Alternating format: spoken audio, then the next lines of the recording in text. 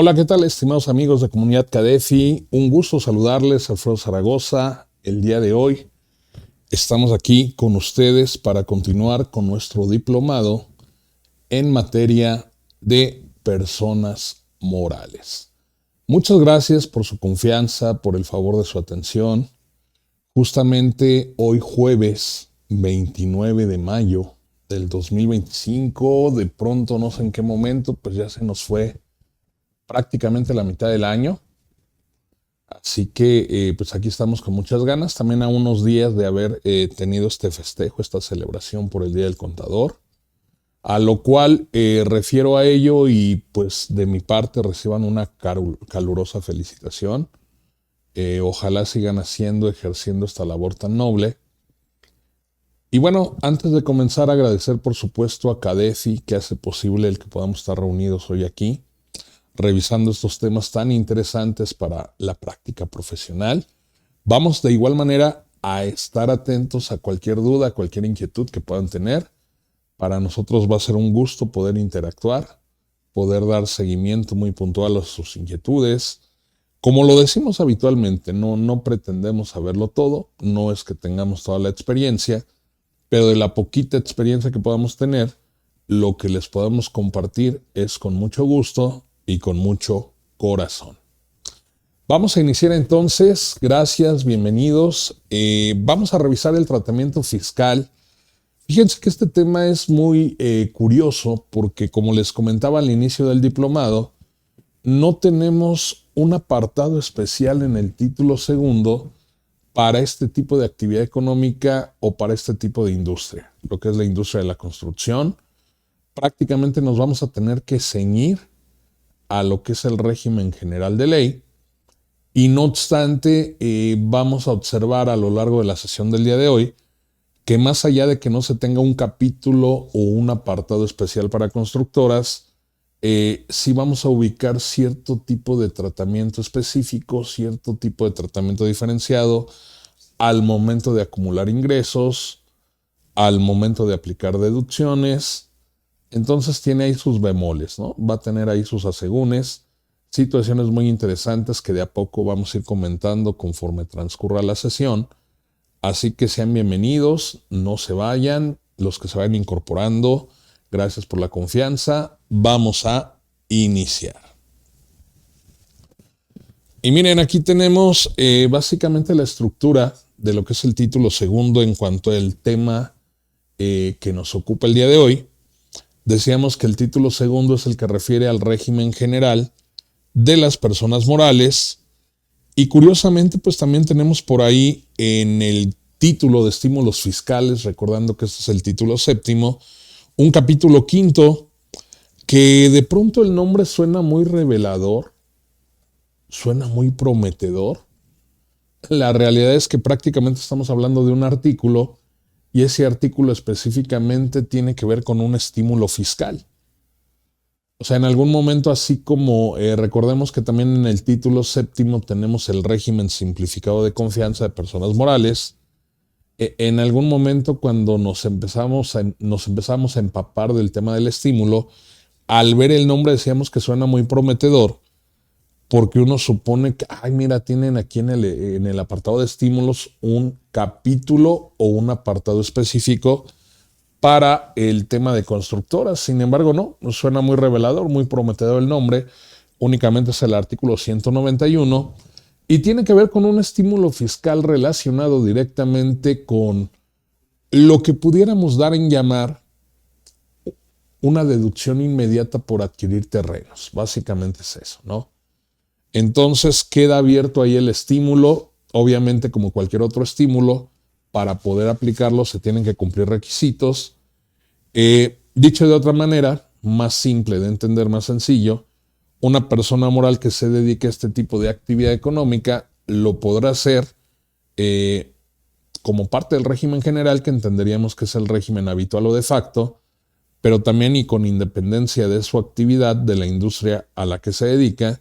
Recordemos que el artículo 206 de la Ley del Impuesto sobre la Renta refiere que aquellas personas morales que en el ejercicio inmediato anterior sus ingresos no hayan excedido de 35 millones y que queden perfectamente alineados a los requisitos que prevé el artículo 206, pues básicamente tendrán la obligación de cumplir sus obligaciones fiscales conforme al régimen simplificado de confianza.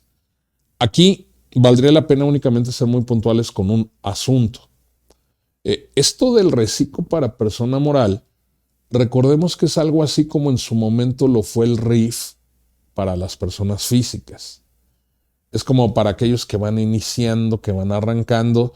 Ojo, no se me confundan, No implica que toda nueva empresa que llegue y que se vaya a empadronar al SAT automáticamente vaya a ser reciclo. No, hay que cumplir ciertos requisitos. Pero ¿por qué digo que es semejante al RIF? Digo, para que luego no me vayan a poner palabras en mi boca. Digo que es muy semejante al RIF porque una vez que tú cumples el perfil y que a ti te correspondiera obligatoriamente estar en el régimen simplificado de confianza, en algún momento si tienes que abandonar este régimen, que estamos comentando que para nada es un tema de opción, en principio tendríamos que entenderlo como obligatorio. Una vez que yo tenga que abandonar el régimen, vamos a suponer, excedo los 35 millones, de entrada dejar bien claro el tema de la salida, ¿no? Si hoy, 29 de mayo, yo, persona moral del reciclo, excedo 35 millones de pesos, en estricto sentido, pues tengo que migrar al régimen general de ley, al título segundo. Sin embargo, para el tema de la salida, no tendría que hacerlo abruptamente, no tendría que hacerlo en este momento. Independientemente de que hoy, 29 de mayo, superé el umbral de 35 millones, tendría que terminar este ejercicio 2025 como parte del régimen simplificado de confianza. En todo caso, sería a partir del mes de enero de 2026 que yo tendría que actualizar mi situación fiscal, tendría que presentar el aviso de actualización de actividades económicas y a más tardar el 31 de enero señalar que ya no me corresponde estar en el régimen simplificado de confianza. Ahora, aquí viene la similitud con el RIF de persona física. Yo hacía un poquito la mofa y espero que nuestra audiencia no lo tome mal. Es nada más para ir despertando en la mañana. Yo siempre decía que el RIF era algo así como la virginidad, ¿no? O sea, una vez RIF, jamás RIF. Algo similar pasa con el reciclo persona moral, más allá del tema de la obligatoriedad. Una vez que yo tenga que abandonar el reciclo, jamás puedo volver a ser reciclo. Y esta parte a veces no queda lo bastante o lo suficiente clara. Apenas hace poquito ahí en la firma topamos, para efecto de una asesoría, una empresa que ha estado como chapulín. Es que, ¿qué cree? Que este año me tocó estar en el régimen general, pero luego ahora cumplí los requisitos y como no excedí el año pasado 35 millones, me voy al reciclo, pero luego, ¿qué cree? En algún momento superé y para el otro año me regreso al régimen general. Ahí viene el tema. En este momento pueden abrir su ley del impuesto sobre la renta, pueden revisar el artículo 206 y van a ver que queda imposibilitado de tributar en el reciclo cualquier persona moral que anteriormente ya haya estado en el reciclo y que en algún momento tuvo que abandonar el régimen. O sea, alguien que ya fue reciclo no puede volver a ser reciclo. Y miren, el tema es de constructoras, pero qué bueno que nos da la ocasión y el subtema, la posibilidad de poder comentar esto. Contador, es que yo supe que había una resolución miscelánea que me decía que en lo futuro, si en algún momento me ajustaba nuevamente a los requisitos y volteando a ver, en todo caso el ejercicio inmediato anterior no excedía 35 millones, pues que podía volver a ser del reciclo. Tú mismo lo has dicho, podías. Podías por dos cosas. Uno, ya no era obligatorio, pero además te incluía requisitos adicionales. Muy parecido al tema del reciclo persona física, aquel que con antelación ya hubiera sido reciclo persona moral y que en algún momento quisiera regresar al reciclo, además del tema de los 35 millones, de igual manera tendría que estar al día o al corriente con sus obligaciones fiscales, no tendría que figurar en listas negras, o sea, básicamente tener un cumplimiento fiscal excelso. Esa es una, o sea, era opción, por eso podía, no podía, pero viene la segunda situación por la que no podría. Aquí ya no es un podría, aquí es un ya no podría. Esa regla miscelánea, que de hecho ni siquiera recuerdo la numeración, el índice de la regla, fue abrogada en abril del 2023. ¿Qué te estoy diciendo? ¿Qué te quiero dar a entender? Que actualmente aquel que haya abandonado el reciclo no está en posibilidad de volver a tributar siendo persona moral en el régimen simplificado de confianza. Así que por favor tengan mucho cuidado, colegas. No me anden trayendo ahí a las personas morales, independientemente de su actividad, como chapulines brincando de un lado a otro. Prácticamente es lo que dijimos, ¿no? Una vez reciclo, persona moral, jamás reciclo. En tanto no publiquen a lo mejor algún otro tipo de facilidad o en su defecto que se reforme la ley, ¿no? Digo, también puede llegar a pasar. ¿Listo? Ahora bien, para el tema de la industria de la construcción tenemos dos tipos de contrataciones, dos tipos de obras. Por un lado, lo que es la obra pública, es decir, cuando nos contrata sector gobierno. Por otra parte, pues las operaciones que pudiera haber de pronto entre particulares. Vamos a llamarlo, denominarle aquí obra privada. Para el caso de la obra pública, pues habitualmente va a estar regulada por la Ley de Obras Públicas y Servicios, amén de que tengamos por ahí también de pronto una legislación de carácter local que pudiera ser aplicable. ¿Sí? Por ejemplo, en Ciudad de México tenemos la Ley de Obra Pública. Para efecto de este tipo de actividades con y entre particulares, pues tenemos el Código Civil que corresponde a cada entidad federativa, pero de igual manera contamos con un reglamento de construcciones, las leyes de desarrollo urbano, leyes ambientales y de vivienda. Ahora, la modalidad de contratación, ya trascendiendo esta parte de que si una obra es de carácter público o de carácter privado, también la forma en que se va a contratar, en este caso a la constructora, pues tiene mucho que ver a razón del tipo de contrato que se lleve a cabo. Puede ser un precio fijo o alzado, puede ser también un contrato de precios o costos unitarios, la modalidad de costo más comisión o inclusive nada más para efecto de administrar la obra. Palabras más, palabras menos, digo, aquí es una noción, son aspectos generales, no estamos profundizando en el tema de las constructoras. Nosotros a lo que nos vamos a abocar prácticamente tiene que ver con el tratamiento, el efecto en materia de impuestos, impuestos federales. Podríamos decir que en un contrato a precio fijo o alzado, quien asume el riesgo, pues finalmente es quien presta el servicio, porque al momento de hacer su propuesta, al momento de cotizar o dejar plasmado el valor de la obra a nivel contrato, se supone que ya es tal cual lo que se proyectó. Ya acordamos, mira, por construir este tipo de inmueble que puede ser de carácter habitacional o no sé, puede ser una plaza comercial. Fíjate que estamos estimando y estamos dejando un precio, un valor por llevar a cabo esa obra de tantos miles, tantos millones de pesos. ¿Sí?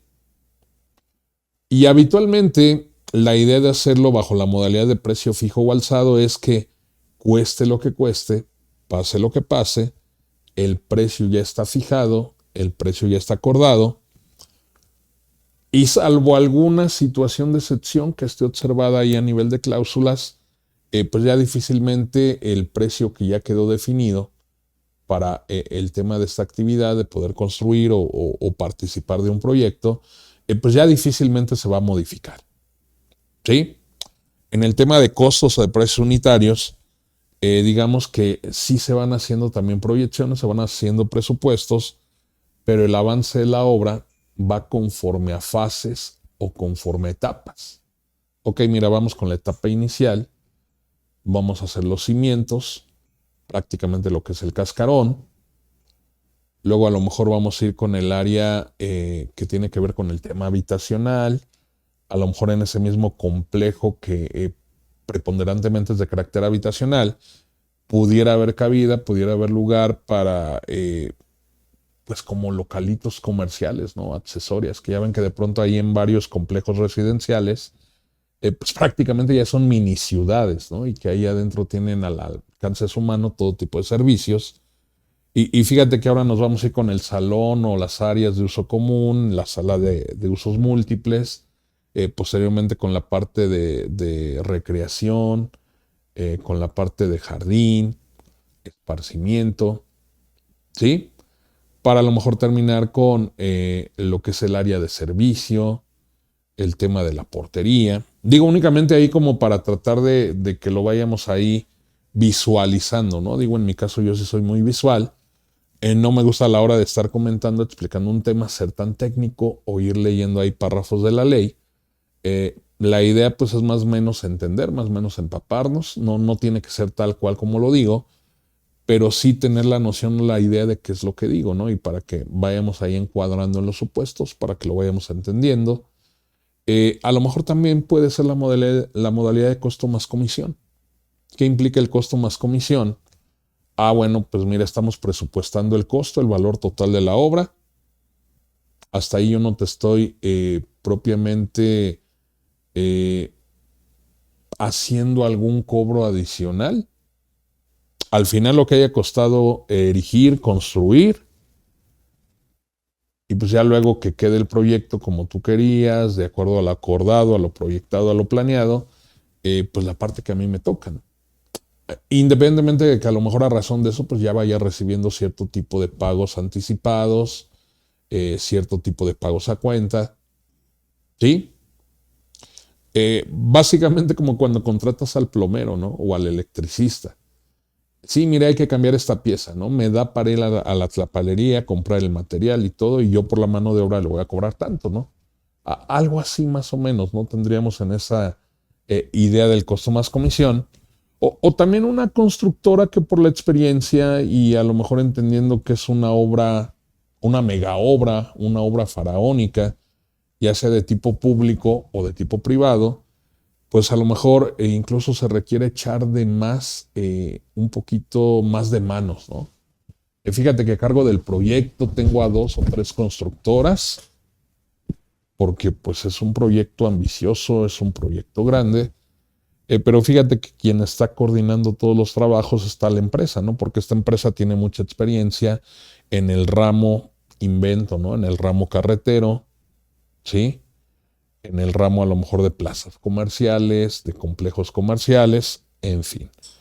Básicamente ahí para tener una empapadita, para entender más o menos cómo se maneja, ya meternos ahí de lleno al tema de contratos y todo eso, pues ya sería de pronto un curso más dirigido, ¿no? Aquí únicamente estamos viendo la parte medular, lo que nos permita dar paso y entendimiento al tratamiento fiscal de este tipo de entidades o este tipo de empresas. Al tener que cumplir sus obligaciones conforme al régimen general o incluso como parte del régimen simplificado de confianza, pues implica lo que ya hemos revisado en sesiones anteriores, ¿no? Tener que cumplir todas las obligaciones previstas en el artículo 76 de la Ley del Impuesto sobre la Renta. A partir de aquí podrían hacer una muy buena checklist, ¿no? Todo lo que implica llevar el cumplimiento fiscal, que en algunos lugares, pues como que de pronto cada quien le llama como quiere, ¿no? Ahí en mi pueblo dicen, te llevo la contabilidad. Y yo quiero ser muy preciso, quiero ser muy puntual, para mí llevar la contabilidad, pues únicamente es capturar pólizas, ¿no? O ahora ya con los comprobantes precargar pólizas. Punto final, ¿no? Sin embargo, hay para quien el hecho de llevar la contabilidad significa o implica pues dar la línea de captura del pago mensual de impuestos, presentar la declaración anual. Aquí lo importante sería no quedarnos a medias tintas. O sea, vas a ofrecer un servicio, te van a contratar. Miren, todo esto es lo que se tiene que cumplir. Yo en la propuesta, en la cotización que les estoy haciendo en la carta de servicios profesionales, pues estoy incluyendo todo este menú. Porque aquí es dable recordar que una persona moral De hecho, no porque sea persona moral, ¿no? Una persona física también. Dicho de otro modo, cualquier contribuyente tiene que cumplir una serie de obligaciones. Lo que habitualmente comentamos, obligaciones de fondo, que tienen que ver específicamente con el pago de la contribución, pero de igual manera obligaciones de forma, obligaciones de tipo accesorio o de tipo formal por el hecho de que no tienen nada que ver con el pago de contribuciones. Pero va de la mano, ¿no? Por ejemplo, el que yo emita un comprobante no quiere decir que esté presentando una declaración. El que yo recabe un comprobante de un tercero, que puede ser mi proveedor, no implica que esté enterando el monto de una retención. A lo mejor puede implicar que yo esté reteniendo, pero todavía no le estoy enterando nada al SAT. Otra situación aquí también vista, el hecho de tener que llevar contabilidad conforme al Código Fiscal y su reglamento. Si se fijan, eso no tiene que ver con formatos de declaración tampoco, pero termina siendo parte de un cúmulo de obligaciones fiscales. Ahí al final del cuadrito colamos también el tema de la CUFIN, el tema de la CUCA, ¿sí? No están propiamente en el 76 de renta, pero sí ahí juntito con pegado.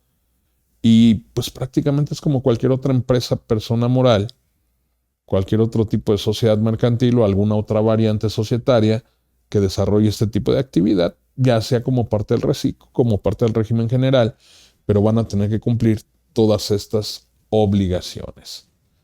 No tenemos variación para efecto del resultado fiscal y cálculo del impuesto. Es como cualquier otra persona moral de las que ya hemos revisado en sesiones anteriores. Hay que determinar un resultado fiscal. Vamos a hacerlo en dos tiempos, ¿no? Primero se determina la utilidad. Una vez que tenemos ya configurada la utilidad fiscal, ver si tenemos pérdidas fiscales pendientes de aplicar. Y vamos al segundo momento, ¿no? Importante, que es la base gravable ya tal cual, el resultado fiscal multiplicándolo por la tasa corporativa del 30%. A nivel de formatos fiscales de declaración, tanto declaraciones mensuales de tipo provisional o definitivo, así como la declaración del ejercicio, esta industria, estas personas morales, que ya comentamos también que no tienen un título, un capítulo, un apartado específico, pues declaran en los mismos formatos que una persona moral del régimen general, o en su caso los que corresponden a Recico, para aquellos que cumplen sus obligaciones conforme a Recico. La principal característica o la característica común, sean de un régimen o de otro, es que estas declaraciones ya están precargadas. Habitualmente las declaraciones mensuales van a estar precargadas de los comprobantes emitidos y recibidos en el mes a mes. Bueno, recibidos donde aplique, ¿no? Porque la persona moral del régimen general no aplica deducciones, tal y como ya lo comentamos en sesiones anteriores. La persona moral del régimen general determina su impuesto provisional a razón de un coeficiente de utilidad. Y en la declaración anual se van a precargar los CFDI de tipo nómina y la información que deriva de las declaraciones mensuales de pago provisional. Esto también va a implicar para este tipo de industria o actividad emitir correctamente los comprobantes fiscales. Ya independientemente del régimen en el que tributen, va a ser importantísimo que emitan los comprobantes en aquellos momentos que deban de emitirse, no estarlo haciendo de manera extemporánea. Van a tener que estar muy atentos a que no se dupliquen comprobantes o a que si algún comprobante tiene algún error, pues inmediatamente hay que cancelarlo o hacer la solicitud de cancelación. Recordando que ahí no termina la historia, no solo darle clic al botón de cancelar factura, no solo es indicar un motivo, es estar atentos a que el receptor de la factura acepte la cancelación y que finalmente tenga ese estatus, el documento digital, ¿no? Que al final del día, al final de sumas y restas, el documento ya figure como un documento no vigente, es decir, ya como un documento cancelado. Un aspecto importante también,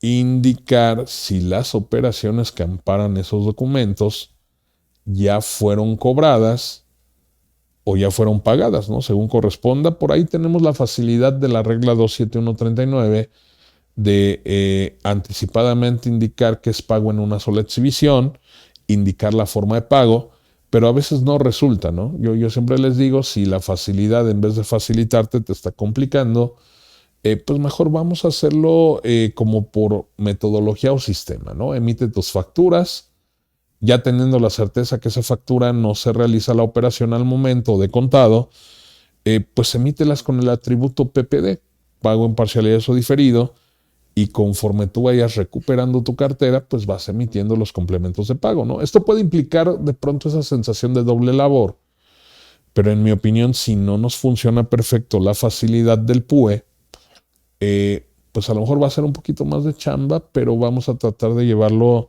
un poquito más ordenado, ¿no? Llevar al mínimo cualquier situación o margen de error. Lo mismo con la nómina, ¿no? En esta industria el pago de los salarios es uno de los costos, uno de los gastos o erogaciones que implican un mayor impacto para esta industria. Básicamente, pues si no tenemos ayudantes, no tenemos albañiles, jefes de obra, pues no podemos echar a andar el proyecto, ¿no? Y obviamente, pues eso también va a implicar que tengamos que emitir comprobantes fiscales a razón de este tipo de pagos. Que también es muy particular, es muy peculiar el tema del cumplimiento en materia de salarios, ¿no? Porque de aquí derivan pues otro tipo de legislaciones, la Ley Federal del Trabajo, tenemos también por ahí la Ley del Seguro Social, Ley del Infonavit, las leyes locales, ¿no? En materia de impuestos sobre nóminas o erogaciones. Entonces, de entrada, por todo lo que implica este tipo de industria o actividad, podríamos decir que de pronto la carga administrativa es muy sinuosa. O sea, sí es relevante, ¿no? Adicionando y complementando que en este tipo de actividad la rotación de personal, híjole, ¿no? Es el pan nuestro de cada día. Puede entrar a trabajar el día de hoy un albañil y a lo mejor la siguiente semana cobró y ya no lo vuelvo a ver. Pudo haber desaparecido, ¿no? Más allá de todas las leyendas urbanas que dicen en materia de construcción y eso. ¿Qué cree, señora? Pues ya no vino, ¿no? Ya no lo volvimos a ver.